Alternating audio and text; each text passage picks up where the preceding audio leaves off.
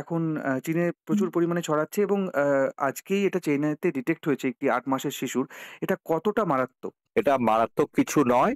ছোট বাচ্চাদের below 2 years এ যে ভাইরাসগুলো হয় তার মধ্যে metapneumo virus, boca virus, corona virus, মানে non covid corona virus, influenza virus, rhino virus, এই ভাইরাসগুলো আমরা পাই।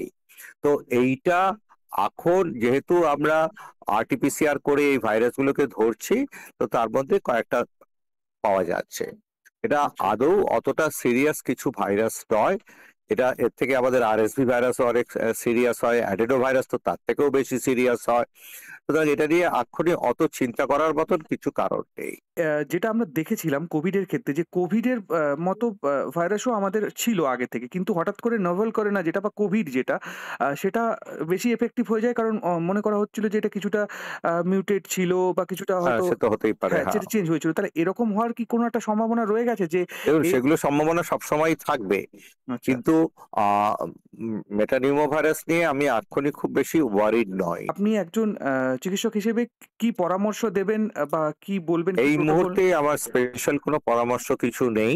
হুম। যে নরমাল যেরকম হ্যান্ড হাইজিন, ডিসট্যান্সিং যেটা কোভিড এর সময় আমরা ফলো করেছি সেটাই হুম। করতে বলবো। ভিড় তো জায়গায় গেলে কি মাস্ক ব্যবহার করাটা আবার অভ্যেস করতে আমি হবে? এখনই তো তখনও দেখুন কোভিড এর সময় আমরা বাচ্চাদেরকে মাস্ক ব্যবহার করতে বলিনি।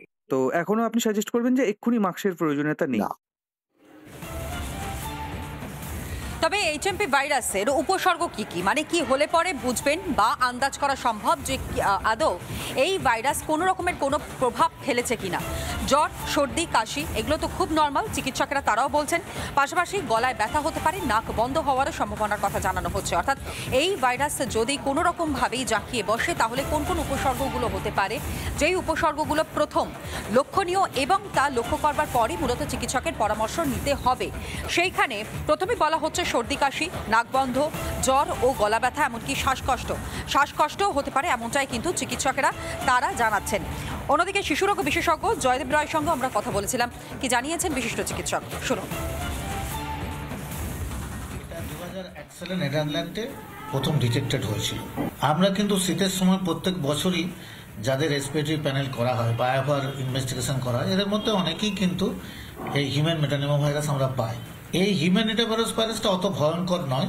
এটা যেমন আমি বললাম কমনলি এটা আপার রেসপিরেটরিকে ইনফেকশন করে, কিন্তু কখনো কখনো এটা লোয়ার রেসপিরেটরিকেও চলে যায়। লোয়ার রেসপিরেটরিকে গেলে সেখানে বঙ্কাইটিস, নিউমোনিয়া এই ধরনের হতে পারে। খুব ছোট বাচ্চাদের ক্ষেত্রে ইমিউনিটি কম, খুব বুড়োদের ক্ষেত্রে ইমিউনিটি আবার কমে যায়।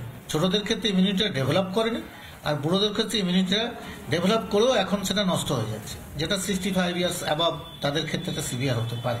এখন পর্যন্ত মেটানিউমো ভাইরাস যেটা আমরা দেখছি সেটার তার সিভিয়ারিটি খুব কম। করোনার কথা ভেবে হঠাৎভাবে কিন্তু আতঙ্কিত হবেন না, কিন্তু আবার এটা খুব লুজলি ছেড়ে দিলেও চলবে না। তার কারণ সতর্কতাটা অবশ্যই দরকার। আমি তো জানি না এই ভাইরাসটাও মিউটেট করে গেছে কিনা বা মিউটেট হচ্ছে কিনা, এখন পর্যন্ত আমাদের কাছে কোনো ইনফরমেশন নেই। নানা ধরনের কন্টেন্ট দেখার জন্য লাইক করুন, শেয়ার করুন আমাদের ফেসবুক পেজ, সাবস্ক্রাইব করুন আমাদের ইউটিউব চ্যানেল। পাশাপাশি অন্যান্য ব্রেকিং নিউজের জন্য অবশ্যই চোখ রাখুন রিপাবলিক বাংলায়।